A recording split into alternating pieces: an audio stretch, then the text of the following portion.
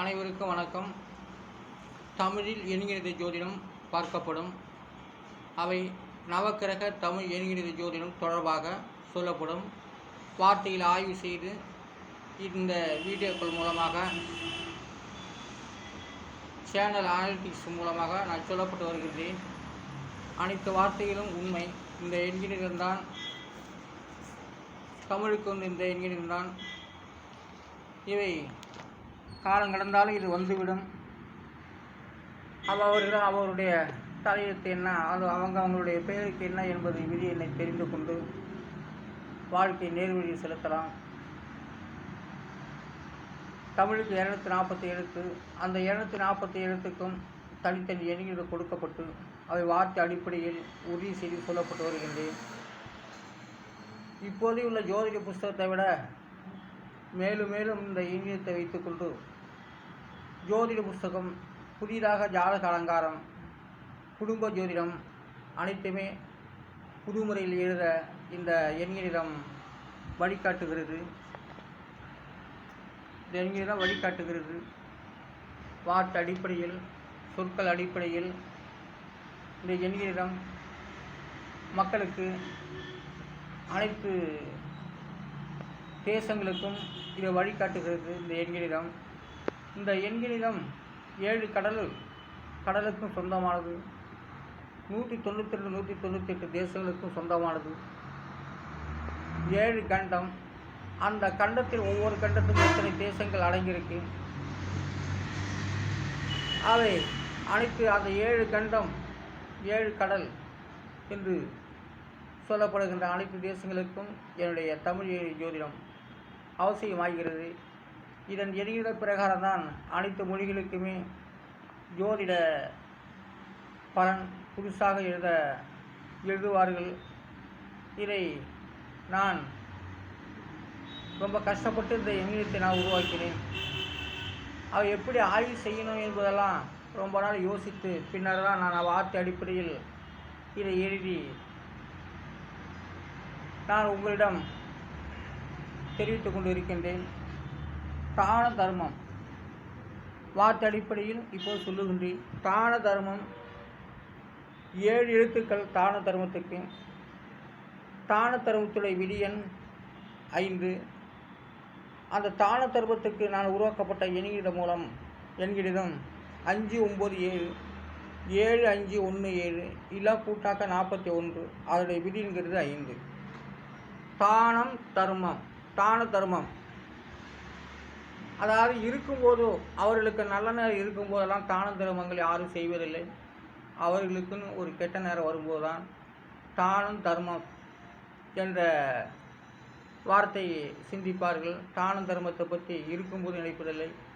இல்லாத போதுதான் தான தர்மம் செய்யணும் என்ற எண்ணம் அவருடைய மனதிலே தோன்றும். தான தர்மம் இல்லாத ஏழைகள் தான் உதவி செய்ய முடியும். அவர்களுக்குன்னு ஒரு கஷ்டங்கள் வரும்போது தான் ஏழைகளை நினைப்பார்கள். அவர்களுக்குன்னு நல்ல நேரம் ஜெகஜோதியாக வசந்த மாளிகையில் அரண்மனை வாழ்க்கையில் வாழும்போது ஏழைகளை சிந்திப்பதில்லை. அந்த அவங்களுக்குன்னு ஒரு கெட்ட நேரம் வரும்போது, அது யாராக இருந்தாலும் சரி, விஐபியாக இருந்தாலும் சரி, அவங்களுக்குன்னு ஒரு கெட்ட நேரம் வரும்போது தான் தானம் தர்மம் செய்யணும் என்ற எண்ணங்கள் மனதிலே பதியும். அப்போ தான் அவர்கள் தானம் தர்மம் செய்வார்கள். அந்த தான தர்மத்துடைய விதி என்னதான் 5. அடுத்ததாக சின்னத்துக்கு 4 எழுத்துக்கள். அந்த 4 எழுத்துக்கும் 4 6 9 7 இல்லா கூட்டினாக்கா 26. அதோடைய விதி என்கிறது 8. அதாவது சின்னத்துடைய விதியின் 8.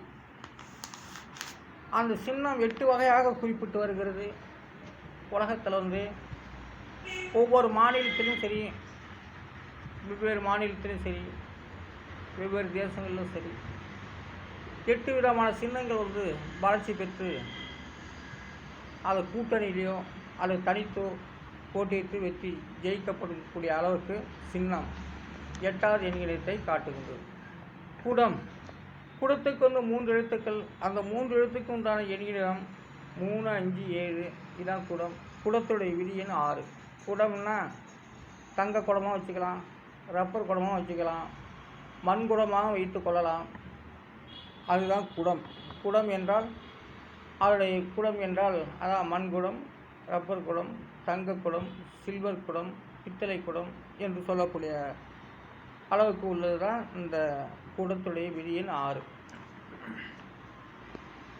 காத்தவராயனுடைய விதியின் 6.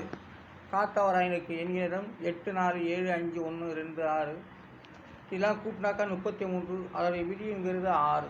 காத்தவராயுடைய விதியின் 6. காத்தவராயனா சாமி தான், குதிரை மேலே ஒரு ஐயனார் போல. காத்தவருடைய விதியின் 6. ஒவ்வொரு ஊர்லேயும் ஒரு பொம்மை செஞ்சு காத்தவரனை வச்சுக்கிட்டு ஊரில் சுற்றி வருவாங்க. அதுக்கு சுற்றி வரும் சாமி போல காத்தவராயனை வைத்திருப்பார்கள். அது காத்தவராயன். காத்தவருடைய விதிங்கிறது 6. முனீஸ்வரனுக்கு வந்து 6 எழுத்துக்கள். அந்த 6 எழுத்துக்கும் விதியின் 3. அதில் எண்ணிலிருந்து 3, 8, 5, 5, 3, 6 இதெல்லாம் கூட்டாக 30. அதை 9 வகுத்து விட்டால் 3. அப்போ முனீஸ்வருடைய விதிங்கிறது 3. சப்த ரிஷிக்கு 5 எழுத்துக்கள். அந்த 5 எழுத்துக்கும் விதியின் 6. அந்த 5 எழுத்துக்கும் உண்டான தமிழ் எண் ஜோதிடம் 3, 6, 7, 4, 4 இதெல்லாம் கூட்டாக 24. அதோடைய விதிங்கிறது 6. அப்போ சப்த ரிஷி 7 ரிஷிகள். சப்த ரிஷியோட விதியின் 6. இன்னும் ஒரு ரிஷி இருக்கார், அது இதில் அடங்காது, ஒன்று சேர்த்து கொள்ளலாம். ஆகையினால சப்த ரிஷிங்கிறது 7. ஆனால் 7ஆம் பார்வை ஒவ்வொரு கிரகத்துக்கும் ஒவ்வொரு கிரகங்கள் 7ஆம் பார்வை பார்க்கும்போது அவர் சப்த ரிஷி, சப்த கன்னிகள் என்று சொல்லப்படுகிறது. அதாவது சப்த ரிஷி சூரியனை 7ஆம் பார்வையாக சந்திரனை பார்த்தாலும், செவ்வாயை சனி பார்த்தாலும் 7ஆம் பார்வையாக ஒவ்வொரு கிரகங்கள் 7ஆம் பார்வையை பார்க்கும்போது அது சப்தரிஷி யோகம், சப்தரிஷி கன்னி யோகம் என்று தான் சொல்லப்படும். அதாவது சப்தரிஷியுடைய விதியின் 6. சப்த கன்னியும் 6 தான், சப்தர்களுடைய விதியின் 6. அப்போ அதோடைய எண்ணிடம் 3, 6, 7, 1, 6, 1 இதெல்லாம் கூட்டாக 24. அதோடைய விதிங்கிறது 6. பாருங்கள், சப்த கன்னி அதுவும் விதியின் 6, சப்த ரிஷியும் விதியின் 6. இப்போ ஒன்று சேர்த்து கொண்டார்கள். அடுத்ததாக மயிலாட்டம். மயிலாட்டத்துக்கு வந்து விதியின் 2, 1, 3, 2, 2, 5, 7 இதெல்லாம் கூட்டாக 20. அதோடைய விதிங்கிறது 2. மயிலாட்டத்துக்கு 2 ரெக்கை இல்லைனாக்கா ஒன்றும் இல்லை. மயிலாட்டத்துக்கு வந்து 2 ரெக்கையை குறிக்குது, அதான் மயிலாட்டம். அதோடைய விதியின் 2. ரெக்கை இல்லைன்னா மயிலும் ஆடாது, பறவைகளும் ஓடாது. அதான் மயிலாட்டம் விதியின் 2ஐ குறிக்கிறது. அடுத்ததாக பல்லாக்கு. வந்து 5 எழுத்துக்கள். அந்த 5 எழுத்துக்கும் உண்டான எண்ணிக்கை 9, 1, 2, 7, 3 இதெல்லாம் கூட்டாக 22. அதோடைய விதி என்கிறது 4. பல்லாக்குங்கிறது பாரு, அதோடைய விதிங்கிறது 4. பல்லாக்குடைய விதியும் 4. அப்போ பல்லாக்கு 4 பேர் சேர்ந்து தூக்குறது, அல்லது 2 மாடாக இருக்கலாம். 4 பக்கம் குச்சியை பிடிச்சிக்கிட்டு பல்லாக்கை தூக்குறது. அதான் 4 பக்கம். பல்லாக்குக்கு 4 பக்கம் உண்டு. அதான் 4 பக்கத்தை காட்டுகிறது. அதான் பல்லாக்குடைய விதியின் 4. பல்லாக்குக்கு 4 பக்கம் உண்டு. இப்போ 4 பக்கமும் தோல் மீது பல்லாக்கை சுமந்து வருவார்கள். அதுதான் பல்லாக்கு. அதோடைய விதி என்கிறது 4.